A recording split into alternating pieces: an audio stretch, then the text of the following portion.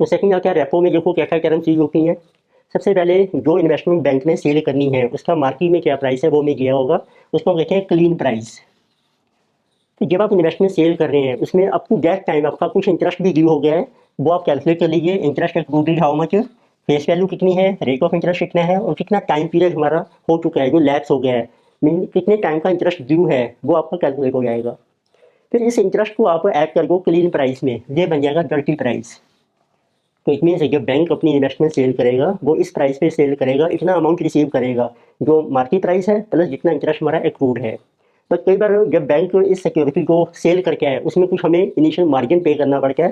तो जैसे कहा जब फर्स्ट लेग ऑफ रेपो, तो ये होता है कि कैश कितना रिसीव हो रहा है बैंक को। तो get it equal to dirty price जो आपने कैलकुलेट किया है माइनस कर दो आप इनिशियल मार्जिन जो आपको पे करना है। तो अब ये अमाउंट आपको रिसीव हो गया है, इसको बैंक यूज करेगा, जितना भी टाइम पीरियड दिया होगा उसके ऊपर आप कैलकुलेट कीजिए रेपो इंटरेस्ट। तो इसका फार्मूला बन जाएगा first leg of repo into repo का रेट कितना है एंड इनको जितना मेच्योरिटी पीरियड है आपका इस रेपो की ट्रांजेक्शन का divided by days per annum. Normally ये आपको डेज में मिलेगा। अब आप कैलकुलेट कीजिए second leg of repo, which means total cash कितना पे करना है बैंक ने, which is called cash payable by bank, this is equal to first leg of repo, जितना आपको कैश रिसीव हुआ था प्लस आपने उसका रेपो इंटरेस्ट भी पे करना है। तो ये बन जाएगा आपका टोटल कैश आउटफ्लो। तो फर्स्ट लेग की हमारी इनफ्लो और सेकंड लेग है हमारी आउटफ्लो।